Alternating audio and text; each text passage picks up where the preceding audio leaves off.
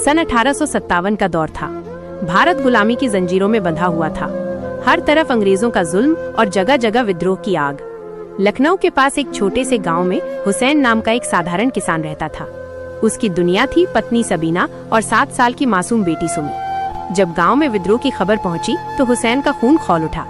उसने खेती की हल छोड़ दी और विद्रोहियों के साथ अंग्रेजों के खिलाफ खड़ा हो गया। रवाना होते समय उसने सबीना से कहा, सबीना, अगर हम जीत गए तो आजादी देखेंगे और अगर मैं न रहा तो मेरी मौत का गम मत करना। सबीना की आंखें नम थीं, मगर वो बोली, जाओ हुसैन, अल्लाह तुम्हारे साथ है। मैं और सुमी तुम्हारा इंतजार करेंगे। विद्रोह लंबा नहीं चला। अंग्रेजों ने बर्बरता से उसे कुचल दिया।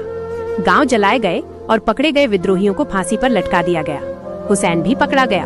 फांसी से एक रात पहले उसे एक कागज और कलम दी गई ताकि वो आखिरी खत लिख सके। उसने कांपते हाथों से लिखा, सबीना, जब तक ये खत तेरे हाथ में आएगा शायद मैं जिंदा ना रहूं। मेरी मौत पर आंसू मत बहाना। मैं तेरे और सुमी के लिए एक गुलाम की जिंदगी नहीं छोड़ रहा, बल्कि अपनी मिट्टी के लिए लड़कर जा रहा हूँ। सुमी को कहना कि उसका बाप हार कर नहीं, लड़कर गया है, और उसे ये भी बताना कि उसके पिता को आखिरी सांस तक उसकी माँ की दुआएं याद रहीं। अगली सुबह गांव में फांसी का मंजर था। अंग्रेजों ने गांव वालों को जबरदस्ती इकट्ठा किया ताकि डर फैले। भीड़ में सबीना भी थी, अपनी छोटी सुमी का हाथ थामे हुए। हुसैन ने भीड़ में सबीना और सुमी को देखा, आंखों से बिना बोले आखिरी सलाम किया। रस्सी खिंच गई। सुमी मासूमियत से पूछ बैठी, अम्मी, अब्बा सो गए क्या? सबीना की आवाज कांप गई। हाँ बेटी, तेरे अब्बा अब कभी नहीं जागेंगे, लेकिन उन्होंने हमें जिंदा रहना सिखा दिया है।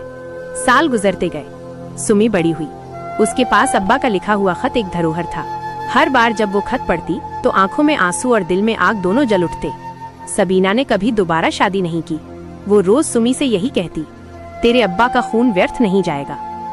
आज जब हम आजाद भारत में सांस लेते हैं तो उस गुमनाम किसान हुसैन का नाम किताबों में शायद ना मिले, लेकिन सबीना और सुमी के दिल में वो आखिरी खत हमेशा जिंदा रहा।